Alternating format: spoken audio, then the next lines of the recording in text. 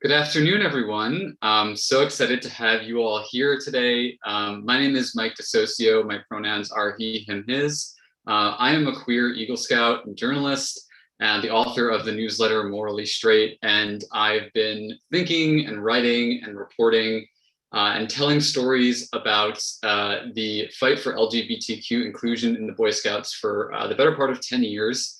And I remember really well where I was on May 23rd, 2013. I was a high school senior back then, and actually then identifying as straight, but I was an Eagle Scout, and I was really paying close attention to this movement for inclusion in the Boy Scouts of America. And I remember on May 23rd, I picked up a copy of the New York Times, and there was a front page headline declaring that the Boy Scouts of America had moved to end their ban on gay youth in the organization. And I remember feeling really proud to be part of an organization that I felt was finally moving in the right direction.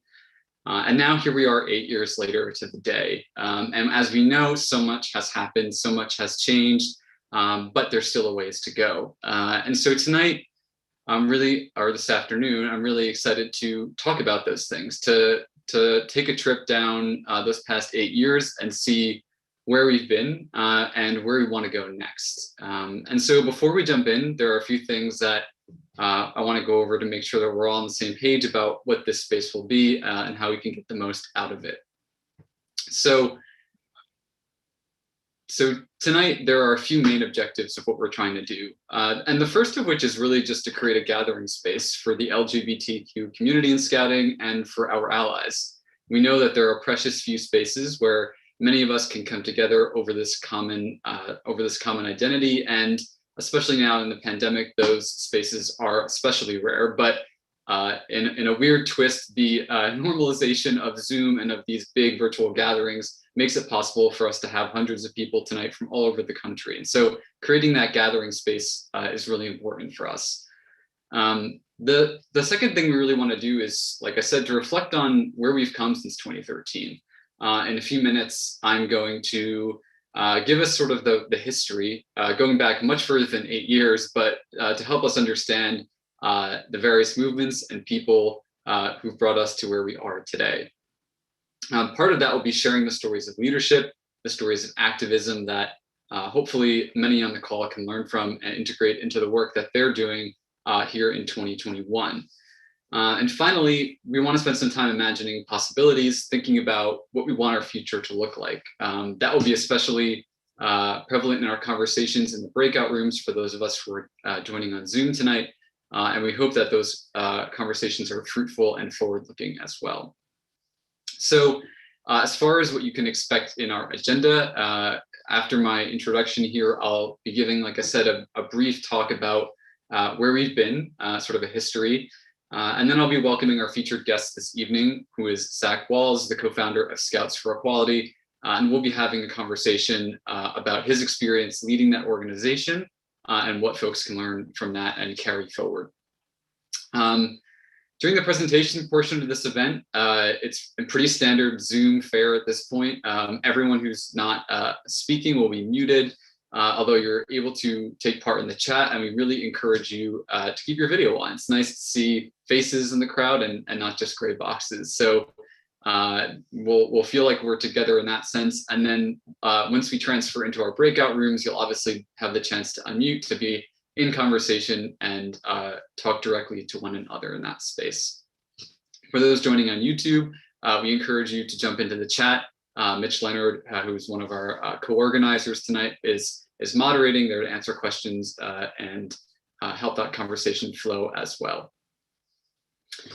Finally, there are a few things that will make us make sure that this space stays safe and welcoming for everyone who's joining tonight. And we shared our code of conduct with all of you before the event today, but I just wanted to highlight a few things. The first of which is that we're welcoming into this space people, all participants, people regardless of gender, race, ethnicity, sexual orientation, physical appearance, body size, race, ethnicity, religion, or lack thereof. And so we will not be tolerating harassment on the basis of those characteristics or any others. And those who violate our code of conduct will be removed from the event and not able to rejoin. And finally, I think there's one piece of our code of conduct that's more about mindset that's really important.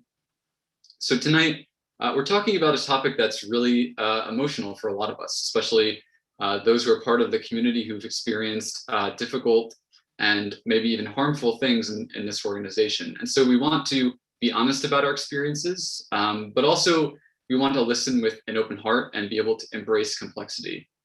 Folks from different generations or from different parts of the country might share an experience that feels really off to you, but try to listen, try to understand, and keep that open mind and open heart throughout these conversations. Ultimately, we're here to learn from each other and to make new connections tonight. So with that framing, with that setup, I'm going to jump into my presentation and to my story about how we've gotten to this point today. So give me 1 second to bring up my slides.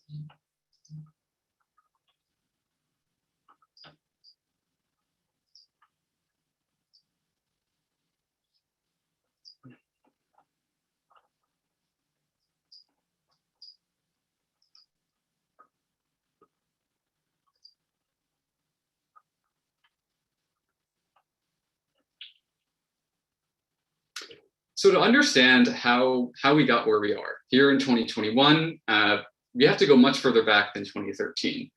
In fact, we need to go back more than 40 years to the year 1978. In 1978, the Boy Scouts of America was in sort of a difficult place, not all that different from where the Boy Scouts is today. It was sort of losing membership. It was trying to find its cultural foothold at a time when norms were shifting really quickly in our society. And it was struggling to figure out how to attract the next generation of youth into the program. There was one person, though, one youth in particular, that the Boy Scouts of America really did not have to struggle to attract into the program at all. This was a young boy named James Dale.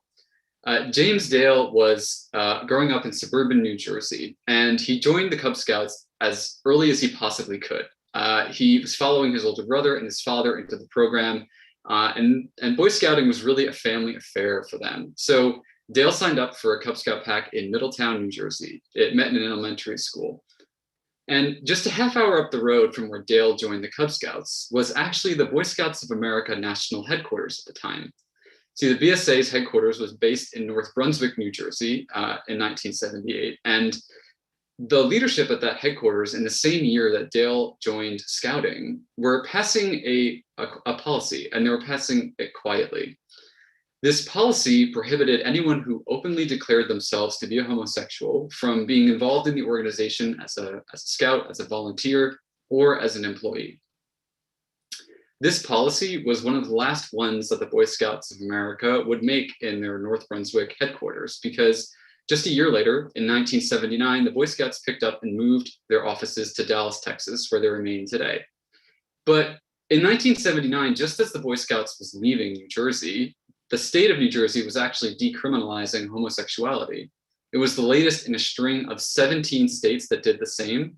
And it marked the end of a decade where the gay rights movement had really achieved a new momentum, was starting to be more and more in the national spotlight, and at the same time was sparking a fierce resistance from the more conservative aspects of society. Young Dale, just 8 years old, would have no way of knowing any of this, of course, not only because of his age, but also because the Boy Scouts of America didn't make their anti-gay policy public until the 1990s, even to its own membership. By the 1990s, James Dale was an Eagle Scout. He was a literal poster boy for his local scouting program, and he had gone on to college. He was in his freshman year at Rutgers University. While at Rutgers, he started to openly identify as gay. He actually became the co-president of the Gay Alliance on campus. But at the same time, he remained really actively involved in scouting. He would go back to volunteer with his troop on weekends, and he would help lead campouts and meetings. But at a certain point, his two parallel worlds collided. He was quoted in a newspaper article that mentioned his involvement in the Gay Alliance on campus, and his Boy Scout Council caught wind of this. They sent him a letter revoking his membership from the Boy Scouts of America, but not explaining why. And this confounded and absolutely devastated Dale. And he eventually found out it was because of this policy, the one that he did not know that even existed, that openly declared homosexuals were not suitable for membership. And so Dale went to a young civil rights lawyer in New York City, and he tried to take on his counsel, try to regain his membership through the courts. The New Jersey court cases dragged on for years, and eventually Dale ended up in the Supreme Court of the United States of America. By the time he ended up in the Supreme Court, he had really forced a national conversation on this issue. And it was different than other conversations around gay rights. Dale, being an Eagle Scout, really forced Americans to imagine gay people as their neighbors, as their children, as their colleagues. And that was a new image for the United States, the image of a gay Eagle Scout, someone who embodied America's ideals, but was also gay. And so he forced a lot of people to confront homophobia and to come around to acceptance. But despite all of that progress, Dale actually lost in the Supreme Court in the year 2000, which cemented the Boy Scouts' right to discriminate against gay members for another 10 years. And at this point, the movement largely fizzled out and was mostly demoralized from the loss in the Supreme Court. That is until 2011. In 2011, another young Eagle Scout named Zach Wahls stood before the Iowa House Judiciary Committee. He was there for something slightly unrelated. He was giving a speech to oppose a proposed ban on gay marriage in the state. He was there to tell the story of growing up with two moms, to show that lesbian parents could successfully raise a family. His testimony in the Iowa House went viral. It gathered millions of views in just a couple of weeks. And so Zach became somewhat of a national figure in the country, especially in the fight for same-sex marriage rights at the time. So Wahls decides to withdraw from his university and write a book about growing up with two moms. Just as his book is being published, though, in 2012, another lesbian mother, a den mother from Ohio named Jennifer Terrell, is expelled from her scouting unit for being gay. That event kind of reignited the discussion around the anti-gay policy in the Boy Scouts after it had lain dormant for more than 10 years. And a Change.org petition demanding that Terrell be reinstated quickly gained hundreds of thousands of signatures. Wahls at the time realized that he had a national platform and, as an Eagle Scout, an opportunity to partner with Terrell and others to rebuild this movement to end the anti-gay policy in the Scouts. And so together they delivered this Change.org petition to the BSA national meeting in 2012.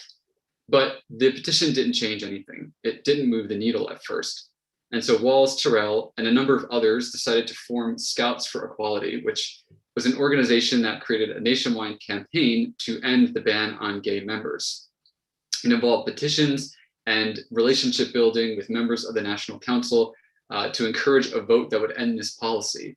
And exactly 12 months later, on May 23rd, 2013, that vote came to pass. In 61% to 39%, the Boy Scouts National Council voted to end the ban on gay youth, but kept in place a ban on gay adults. It was a huge win, but nonetheless bittersweet, because Terrell herself, who helped to reignite this movement, would not benefit from the policy change. She would still be banned from membership.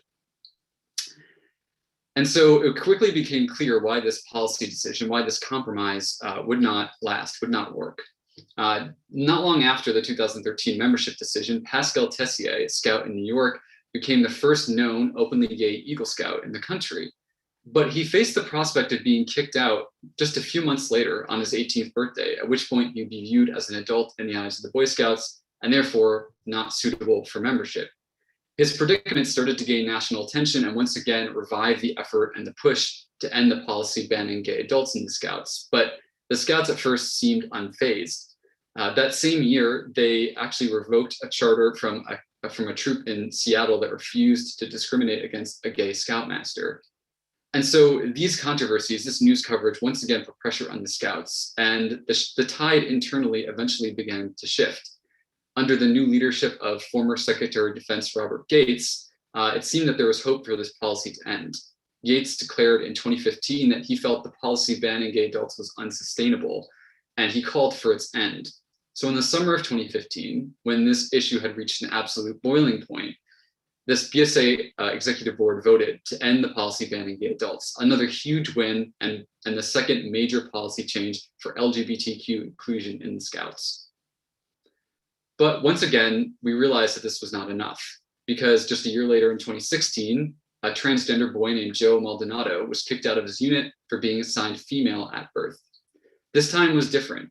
There really was no policy to argue over. There was no existing rule about transgender membership in the Scouts. And just a month later, the Scouts announced that transgender boys would be able to join the program based on the membership they listed on their application, on their membership, the gender they listed on their membership application.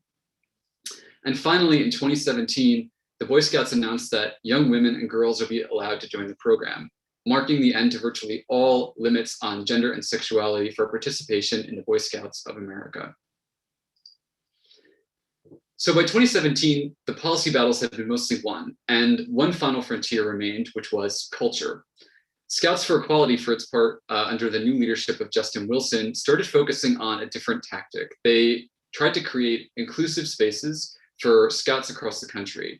The first of these was at the 2017 National Scout Jamboree. It was somewhat contentious, especially because it sent Scouts running around the summit with rainbow swag and paraphernalia, but they tried again in 2018, this time at the National Order of the Hour Conference. And these national events created somewhat of a template for creating inclusive spaces, even though they were only available to the small number of Scouts who would attend these national events. At least one local council in Chicago took their example and created a rainbow cafe at a council camporee.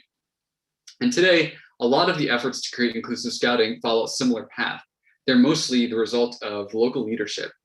Folks like Cheryl Catton, who has become the first openly trans Scout executive in the nation, and like Allison Beatty, who both in online spaces and in person in her local area are creating opportunities for LGBT Scouts to be welcomed and to be embraced. The Boy Scouts, for its part, is also moving in this direction. Over the summer, it publicly backed the Black Lives Matter movement and committed to creating a diversity, equity, and inclusion merit badge that we required for Eagle Scout rank. It marks an increased investment and attention toward diversity internally from the Boy Scouts. But the Boy Scouts, of course, as we all know, is also in another precarious position. This year, it has had to deal not only with the pandemic that has severely impacted the organization's ability to conduct a program, but also hurt membership. But also is dealing with their bankruptcy proceeding, which has resulted from revelations of sexual abuse going back decades. And so the Boy Scouts at this point has steep challenges, but also big opportunities. If the Boy Scouts can make it through the current difficulties and threats that might reshape the organization, it promises to become an organization that lives up to its values and creates inclusive membership in a way that it never has before. Thanks.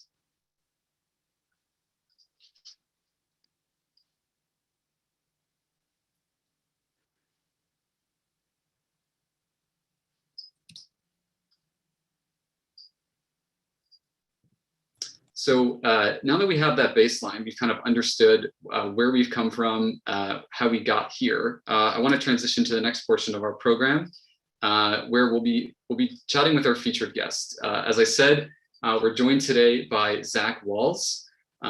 Zach Wahls is the co-founder of Scouts for Equality. Zach led the group through two major policy changes, and he is now an Iowa State Senator and the author of My Two Moms, Lessons of Love, Strength, and What Makes a Family. Zach, thank you for being here and welcome to the space. It's good to be with you, Mike. And it's great to see so many friendly faces and familiar folks from all of our work with Scouts for Equality all over the country. Absolutely. So I've given sort of a baseline of the chronology of the different major events that happened in Scouts for Equality, but I want to learn more about your motivation.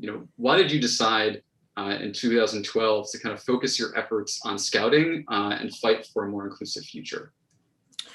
Well, it's a good question, Mike. One of the things that really stood out to me, you mentioned the video of my testimony to the Iowa legislature going viral and everything that kind of happened after that in 2011. And the Boy Scouts policy was one of those first priorities that I identified after that video kind of turned my life upside down and gave me this platform as an advocate. I remember doing a conversation with the local newspaper in Iowa City about what I hope to accomplish with this kind of newfound fame or what have you. And that policy was one of the things that I talked about. And it was frankly pure luck that the book that I wound up writing after that whole ordeal happened to align with the firing or the removal of Jennifer Terrell from her son's Cub Scout unit.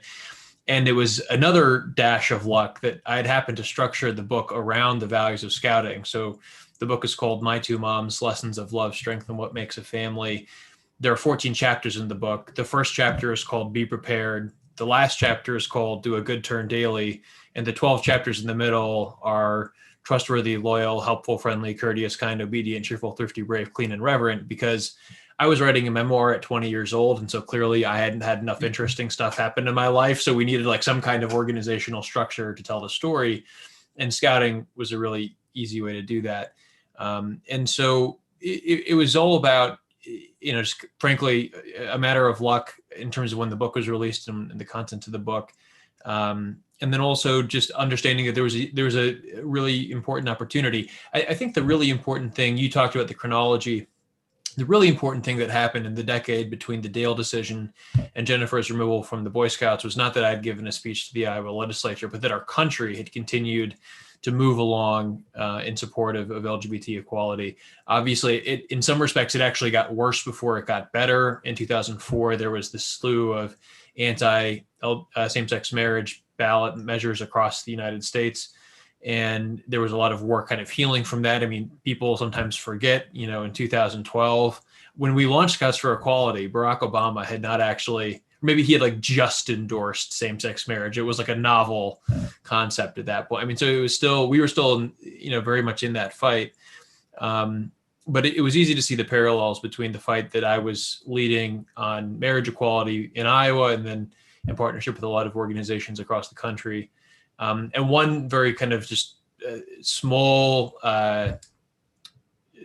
link between those two movements of Scouts for Equality and kind of equality in scouting generally and marriage equality is a man named Evan Wolfson, who is not on the Zoom today, but Evan co-founded and led the organization Freedom to Marry, which helped really kind of chart the strategy around marriage equality.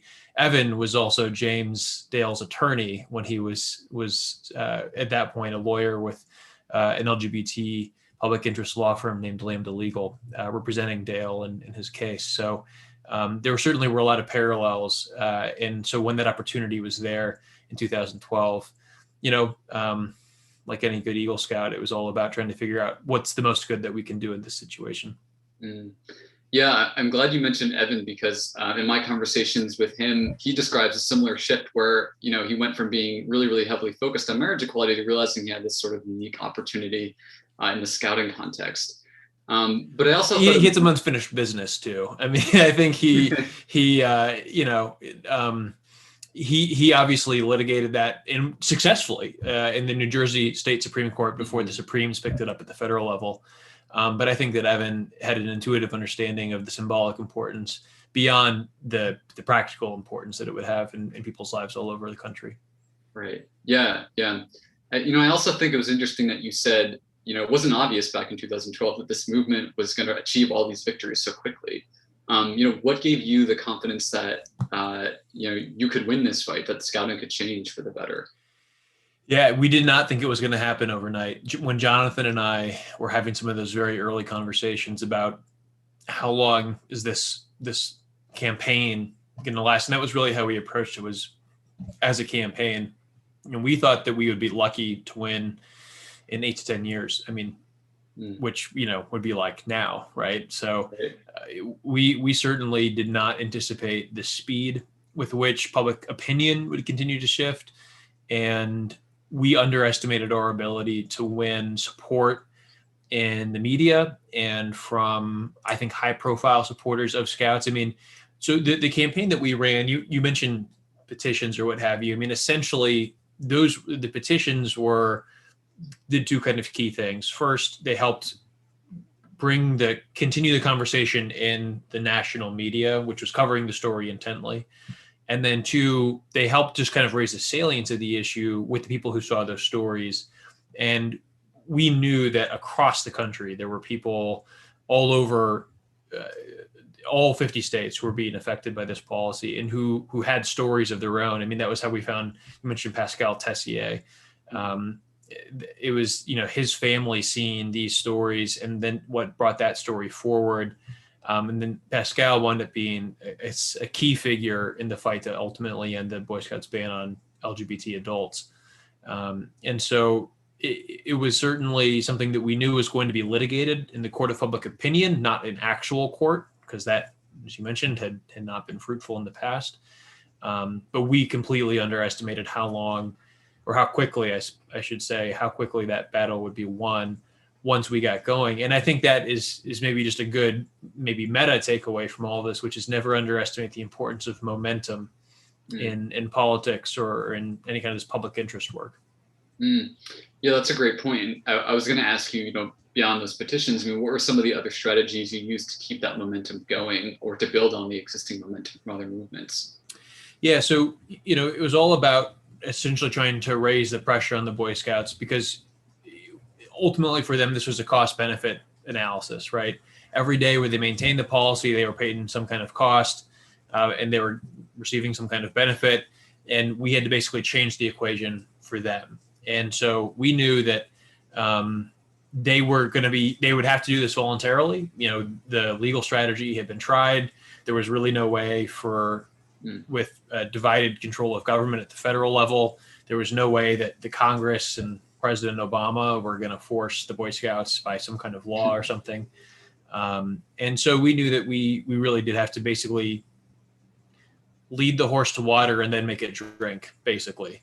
The good news was that there were a huge number of people inside BSA who were already pressing for this change. I see several of those folks actually on the call today. And there were people who were helping have those conversations internally with BSA leadership about how important it was for them to be on the right side of this issue. And then we had those of us with Scouts for Equality who, I think maybe in a slight difference in previous work, I mean, we really struck a very loyal opposition mentality. And that was not always easy, because this was a national organization that was saying really kind of mean things and then doing bad things. But those of us who were involved in Scouts for Equality, I mean, we believe deeply in the value of the Scouting movement and the values and the life lessons that Scouting can share with people. And we also understood, by the way, on a very fundamental level, that Scouting was like a really important place for young LGBT people. I mean, there was a reason why there are so many gay Eagle Scouts, right? And we know that it was an organization that was really important. It was worth fighting for, even if there were some people in leadership roles who needed to be brought along. Yeah, I'm wondering if you could talk more about, why you had that belief that even in an organization that was outwardly antagonistic toward the LGBT community, that it was still an important space for that group. I mean, it was an observation really more than some kind of, analysis. It was something that was just clearly true. I mean, as we see by all the people who are attending today, either themselves LGBT or allies, it was an organization that was clearly very important in the lives of, tens of millions of people generally, including a huge number of LGBT folks. I know that for me personally, as a straight person, it was really important in my development. And I certainly, it was, in hindsight, it's not funny, but I remember in 2001 having to leave the elementary school that my Cub Scout pack was at, because the schools had kicked the Boy Scouts out. And I knew that it had something to do with the fact that I had gay parents, but I didn't really understand because I was, 10 or 11. And then ironically, we moved to a church that was, I think, fairly right wing. But and my parents never shied away from participating in my program. And that was part of why I was confused. But it was clearly a really important organization and continues to be, I think. And, those of us who were in the fight with Scouts for Equality both believed in the future of Scouting, and we believed in the future of Scouting because of what Scouting had meant in our own lives growing up. Yeah, absolutely. I want to go into a little more detail about some of the key moments of your leadership in Scouts for Equality. I know it was very quick. It was kind of an intense 12 months and then 2 years after that. But what stands out as the most challenging moment of that time for you?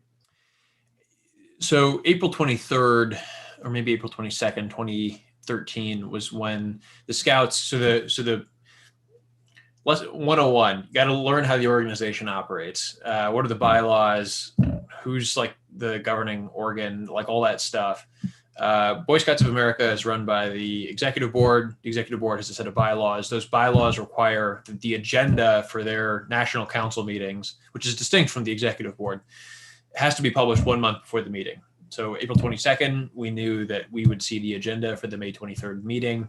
And on that day, which was a Friday, and it was actually the Friday when the city of Boston was locked down in the manhunt for the Boston Marathon bombers, the Boy Scouts of America published their agenda, including a resolution that was very different from the resolution that we were expecting. The resolution was not what we thought it was going to be, which was a resolution essentially allowing individual councils to set their own policies around LGBT inclusion.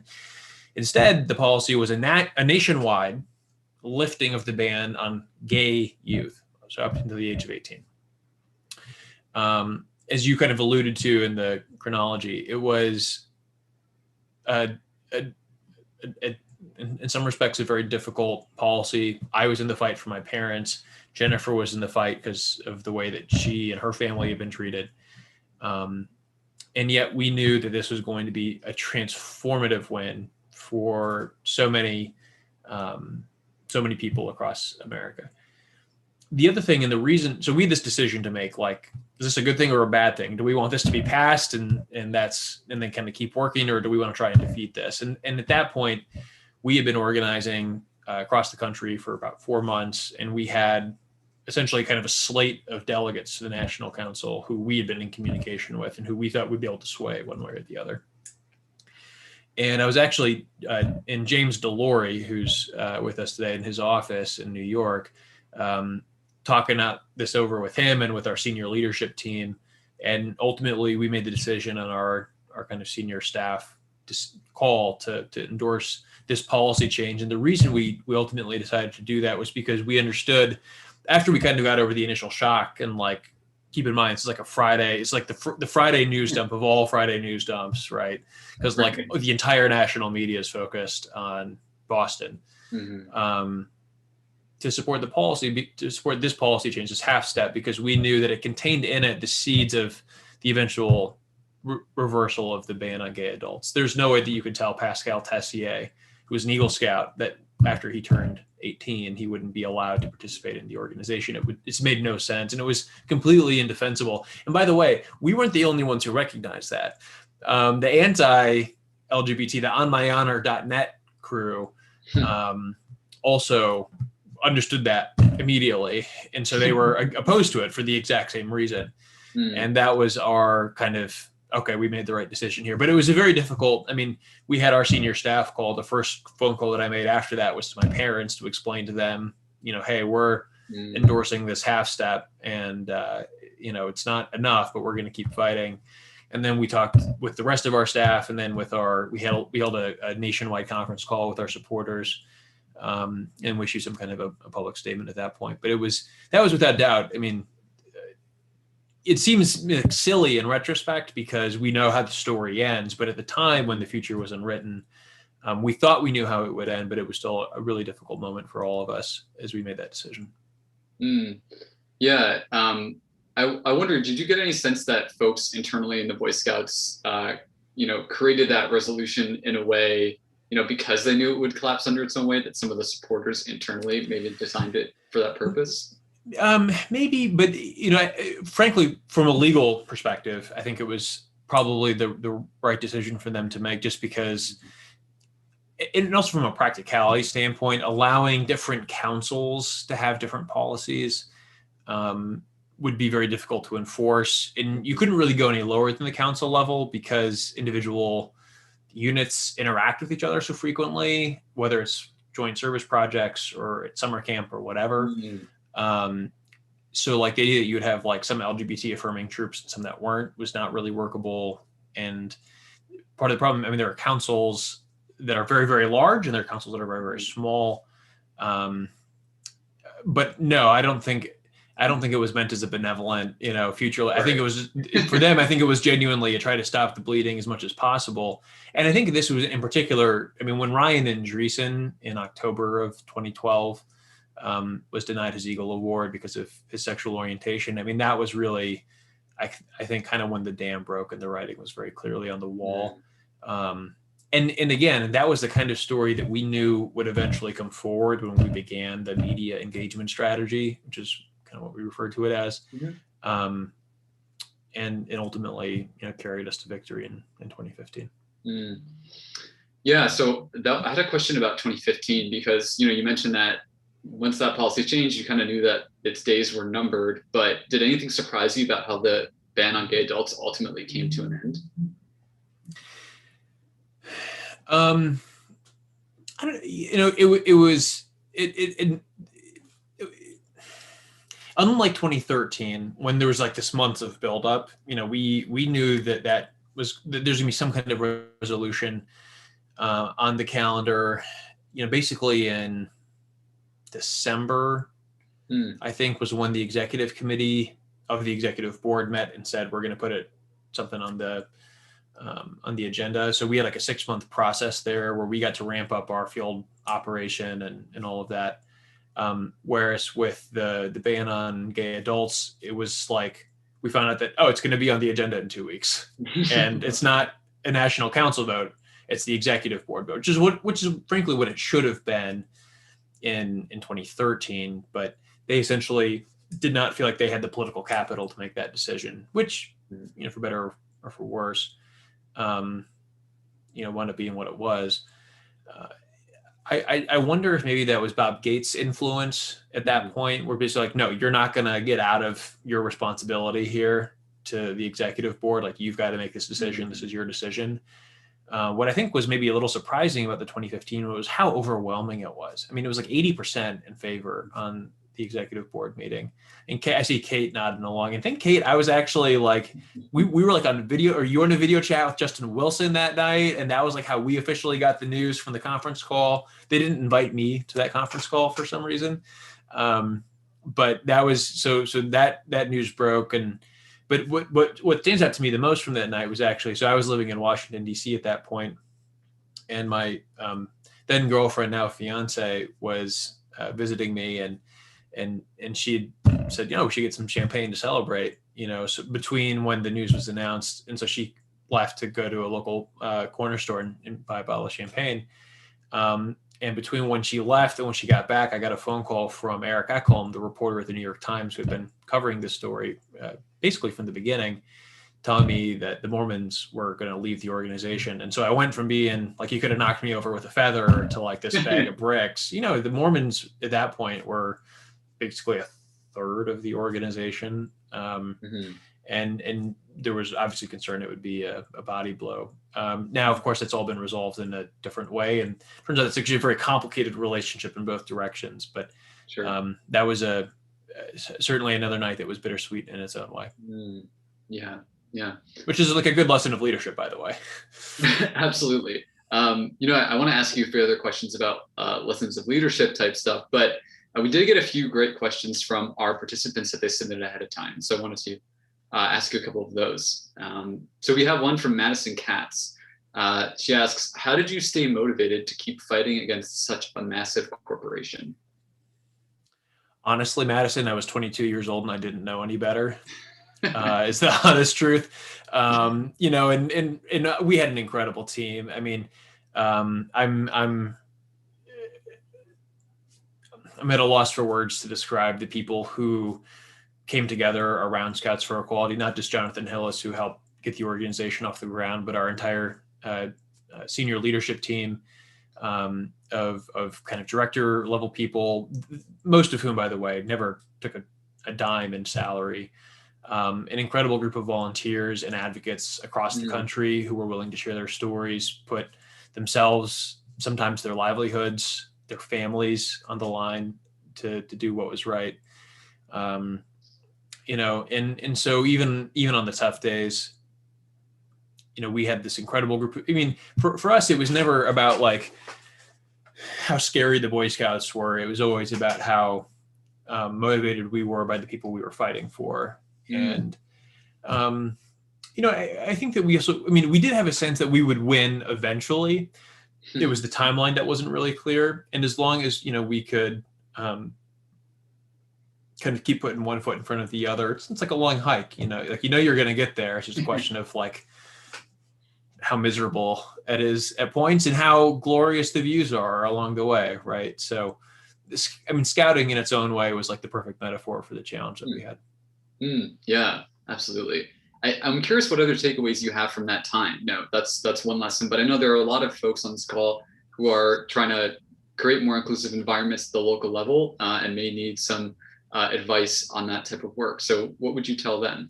Well, I already mentioned something briefly, but I want to come back to it because I think it's really important for anybody who's trying to make change, which is the importance of really getting a deep understanding of why the status quo exists. When we launched Scouts for Equality in 2012, a huge part of our challenge was just trying to understand, okay, there's a Supreme Court decision in 2000. 12 years later, why hasn't anything happened? And trying to really deeply understand the vast majority of people go through their time in Boy Scouts and they never really understand the structure of the organization. Their interaction is with their troop, maybe their district, rarely their council, and never with like national BSA.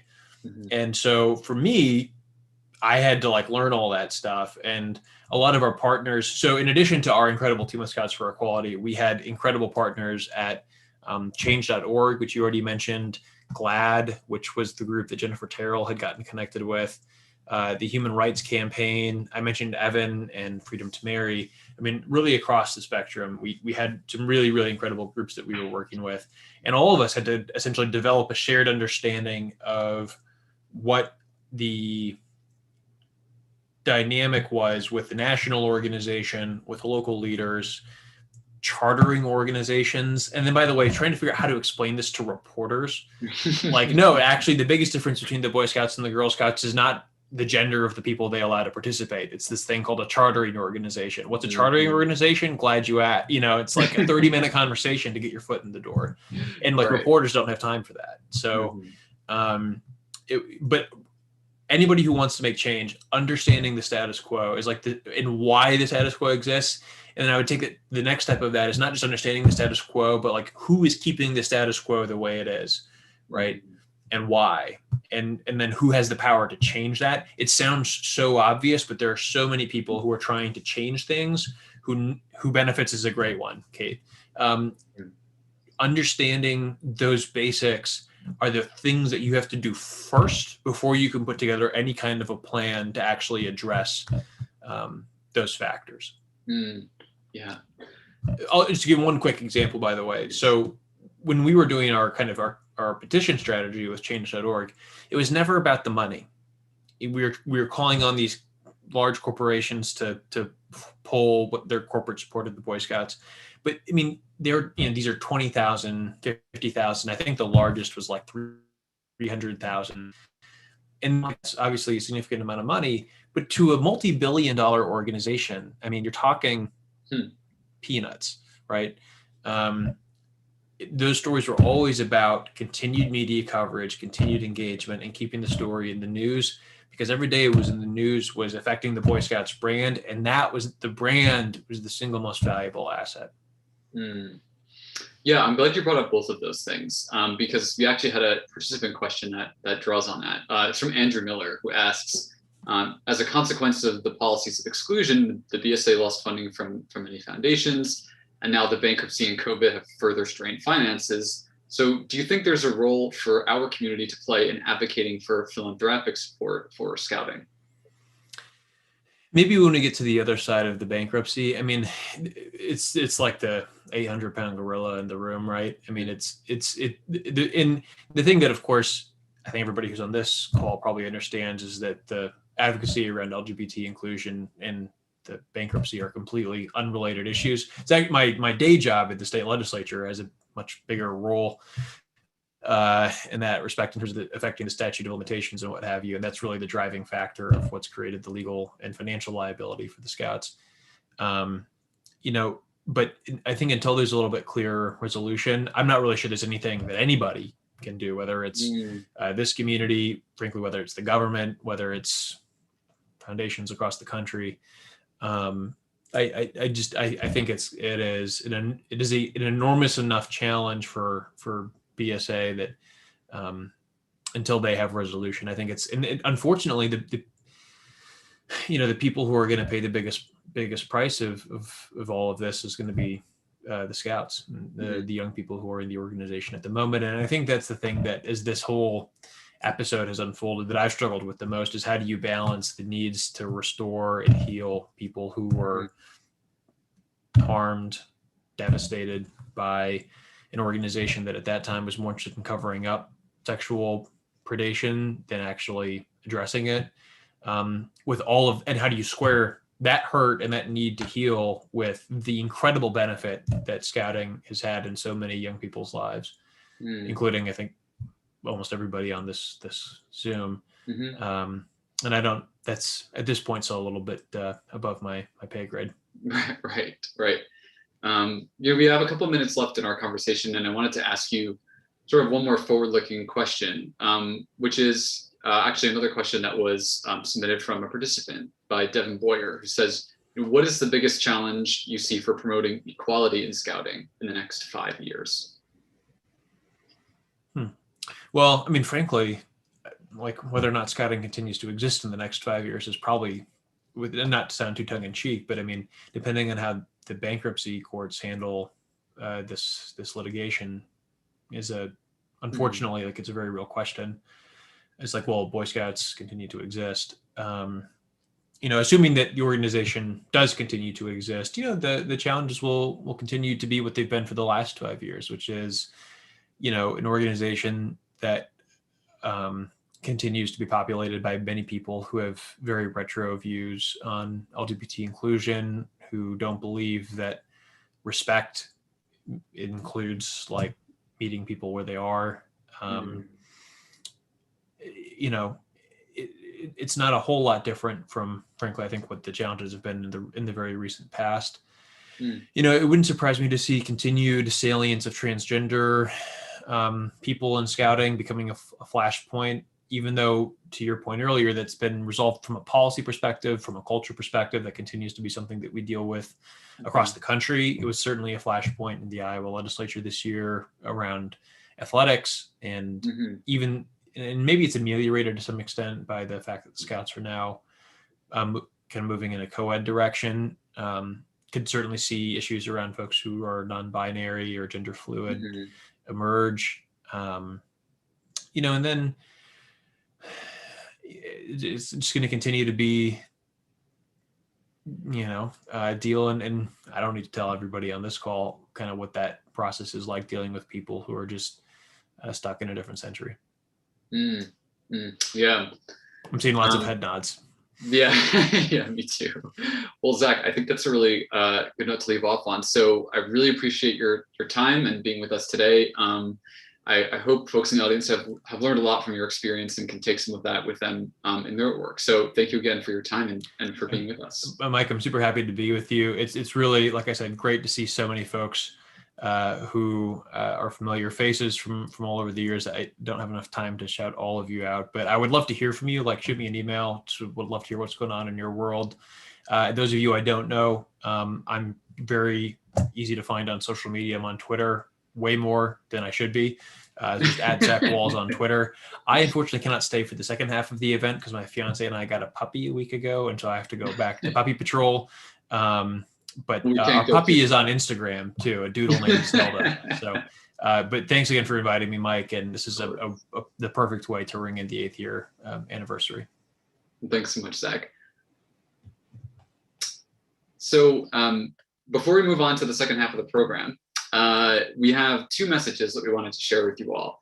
They're 2 commercials, so to speak, both from folks who have opportunities to get more directly involved in this work, And so we're going to share both of those now. So give me 1 second.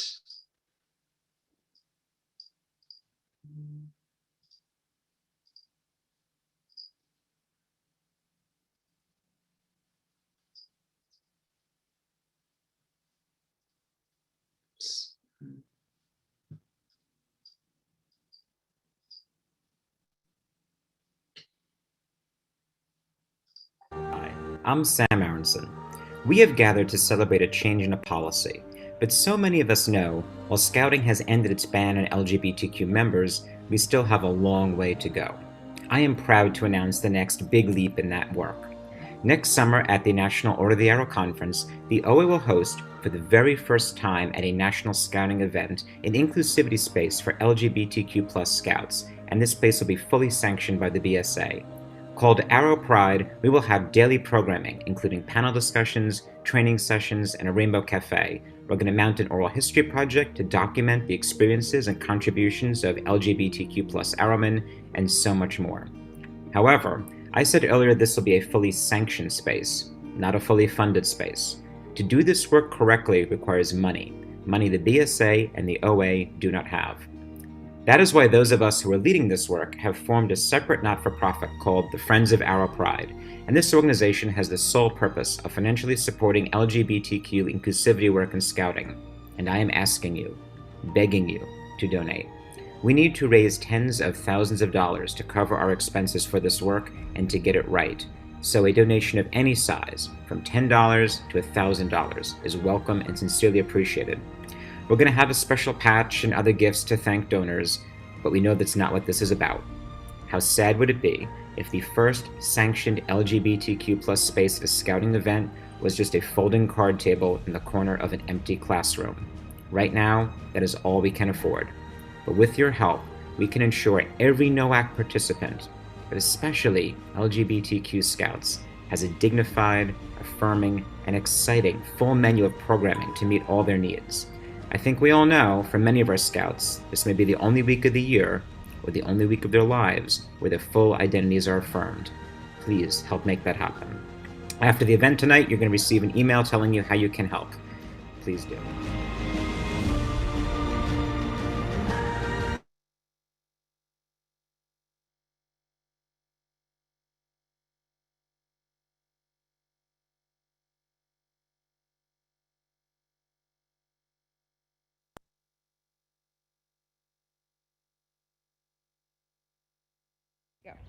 Hi, I'm Allison Beatty. I work for Spirit of Adventure Council in the Boston area and Daniel Webster Council in New Hampshire.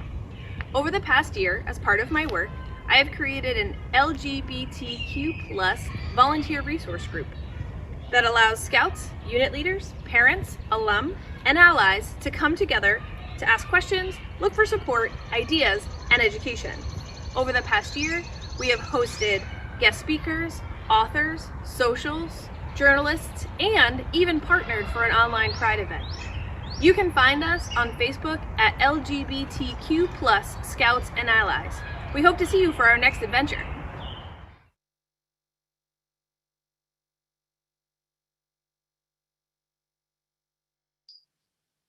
All right, well, I appreciate Sam and Allison, who are both on the Zoom today, for sharing those messages with us and with our audience here today. I'm now going to turn it over to Dwayne Fontanet, who is going to introduce and frame the second half of this program and kind of wrap up what we've done so far. So Dwayne, take it away. Thanks, Mike. And hey, you all, it's so good to be in this space with all of you today.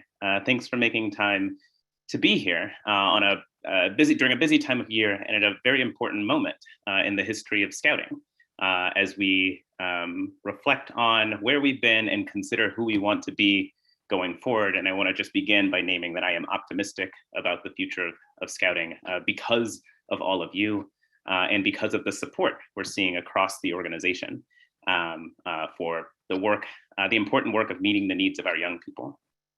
So as Mike said, my name is Dwayne Fontanet Jr. My pronouns are he, him, his, and I'm a cisgender gay Black man. I grew up in Scouting and currently volunteer as a member of the National Scouts BSA committee, but I'm speaking in a personal capacity today. I want to take a few minutes to share some of my own reflections on this moment, but before I do, I it feels important to acknowledge something that's been on my heart. Today, we're joined by a range of folks, and we've got allies, members of the LGBTQ community. We have some who may be questioning their identities and some who haven't shared this part of themselves with others yet. There are some who've only experienced Scouting since the end of the ban, and there are others like me who grew up under the ban. And I'm also mindful that joining us in this space today are some who were forced out of Scouting because of the ban. To those who were forced out, either directly or indirectly because of the ban, my heart is with you all today. I can only imagine the feelings that may have surfaced for you as you sat with the history that Mike and Zach shared and reflected on your own journeys. And while I was personally, while I never was forced to leave Scouting, living under the ban was a violent experience for me. And I still carry with me the scars from that era, from when I was forced to live in fear of losing my friends, losing respect, and losing the program I love the most, Scouting. So I just wanted to personally say thank you to all of those who were forced to leave Scouting as a result of the ban for coming back to Scouting. We are better because you are here. You all, last month, a friend of mine who is straight and a national leader in the BSA asked me a very important question. He asked me why LGBTQ youth might need different supports from their straight peers. And I'm really glad that he asked that question and that he was curious enough to dig in, to deepen his own understanding. And I recently came across a video that I think at least partially answers the question that I want to share with you today. So I'm going to share my screen and share the video.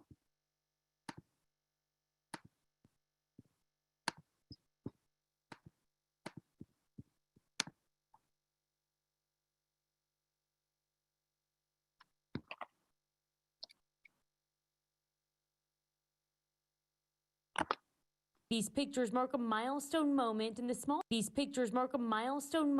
small Texas community of Splendora.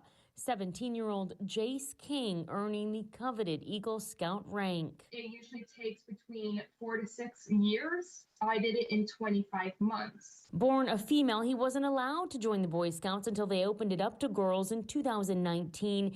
Determined to follow his big brother's footsteps, he had to shatter the average timeline to earn an Eagle Scout award before turning 18. Giving up weekends, family time, and working with multiple troops, he persevered, all while facing hurtful scrutiny and backlash for his gender identity. I've been berated and looked down upon by older adults who were associated with the Scouts. But his mother says the vitriol felt by his troop and family has largely been overshadowed by messages of support. I've seen a lot of backlash, but truth be told, when Jace became true to themselves, it made them a stronger person.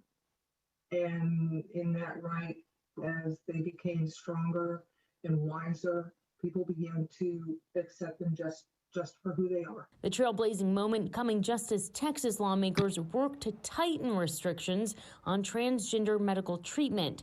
The Senate passing a bill to criminalize hormone treatment or surgery for gender transitioning before a child turns 18. But on Jace's 18th birthday today, he refuses to let other people define him. It doesn't matter who you are, what you're born as, or what you identify as.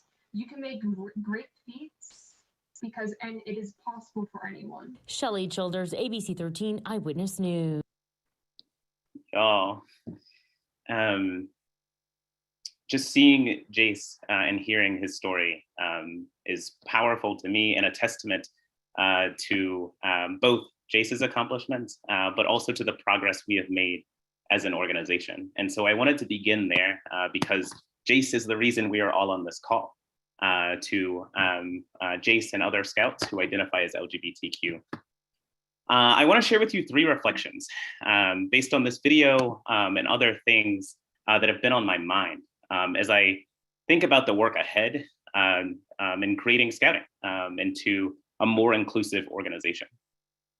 I do want to first begin by naming that the BSL, in my view, the BSA fell short in its commitment to creating a safe environment for Jace. Jace described being berated and looked down upon by other older adults. And I think all reasonable people would agree that berating and looking down upon a youth on the basis of gender identity is a violation of youth protection. And I name this not to call out the BSA, but to make explicit my belief that we should think about inclusion as a component of youth protection. Focusing on ensuring that Scouting is a safe and affirming place for LGBTQ youth like Jace will enable us to live into our youth protection commitment. The second reflection I have, you all, this video highlighted, in my view, that LGBTQ youth have different needs and experiences from their straight peers. And so we've already Jace named that he was berated and looked down upon. And I've heard from folks in the organization who wonder if stories like Jace's are isolated experiences. I don't think the BSA has collected data about the experiences of LGBT young people, but I think we can draw powerful lessons. One, from the stories that people are telling, people like Jace, and two, from the experiences of LGBT young people in schools, because schools, like troops and units, more broadly, tend to be a cultural reflection of the communities in which they reside. And so I want to briefly share with you some of what GLSEN, a national organization that's focused on creating safe schools for LGBTQ young people, has learned while surveying schools or young LGBTQ young people in schools. So a few of their headlines. One is nearly 90% of LGBTQ scouts, or young people, I should say, are verbally or physically harassed at school. Another headline coming out of their 2019 study is that 84% of trans students who completed this survey share that they felt unsafe at school because of their gender. And the consequences of these environments, you all, and the reason culture is so important, is that the discrimination that these young people are experiencing in their school setting has resulted in them missing school. So about a third of them actually reported missing at least one day of school in the last month as a result of feeling unsafe in a school context. And it impacts their performance and their well-being. This is a good news story though, you all. And the good news here is that there's actually concrete actions we can take to improve the experience for young people. And so GLSEN has found that LGBTQ young people feel more supported when there are clear policies in place, when the adults who are responsible for their care demonstrate publicly their support, when young people have an opportunity to come together and be in community with one another, to tell their stories, to learn, and when they see themselves reflected in the school curricula. And this is backed up by research. GLSEN has been researching this topic for 20 years and has found that institutions that implement specific supports have seen a decrease in harassment and physical assault. So the second takeaway that I'm carrying forward with me in this next phase of the work is that LGBTQ youth have different experiences and needs than their straight peers, and that dedicated supports are effective. The third takeaway I have, third thing that's on my mind, is I've been thinking about the future. And I truly believe that the BSA's vision is possible, that we can prepare every youth in America to become a responsible participating citizen. And I'm also mindful of that every youth includes LGBTQ young people, and people go and stay where they're welcome. And so when I've heard some folks say, I just want to make sure we're not doing anything that's distracting from our ability to grow our membership. This is a membership strategy. It's the right thing to do. And it is a way for us to welcome more folks into the movement if we tell the story that Scouting is a place for everyone, and we actually live into that. And so the third thing I'm taking forward is that inclusion supports our vision to support every youth in this country. My favorite author at the moment is a writer and activist by the name of Adrienne Maree Brown, who says, at this point, we have all the information we need to create a change. It isn't a matter of facts, it's a matter of longing, having the will to imagine and implement something different. I draw my energy and inspiration from you all because you have chosen to imagine that inclusive future, and you are doing the work. And I gotta tell you, I chat with people all the time in the Scouting context at all different levels, and there is a ton of support. What folks are looking for help with is finding our way forward. And so I think at this moment in time, we have an opportunity, and I would say those of us who care about the future of Scouting have a responsibility to help Scouting find its way forward by helping to create inclusive inclusive Scouting environments in our own context, and by volunteering our time to be in conversation with one another, especially folks who are looking to learn, and with one another across the country, because it's going to take our collective ideation to find solutions that will meet the needs of all young people. And so to close out this portion, I just want to say thank you. I want to say thank you to all of you who are participating, and thank you to this special group of humans you see whose names are listed on my screen, who have volunteered in many different ways to make today possible. And will also, many of them will be facilitating the breakout groups. You all fuel my hope in Scouting. And one of my other favorite author at the moment, DeRay McKesson, says, hope is work. And so that is my invitation to you all to continue to find ways to advance Scouting. Scouting needs us and our perspectives now more than ever. There will be another side to this bankruptcy, but it is up to us to figure out what that other side looks like. So thank you all for joining. For those who are joining on YouTube, this is the end of your experience. For those who are staying on for the next hour to be in conversation, don't leave the Zoom. I'm going to pass the mic to my dear friend, Sam Gartzman.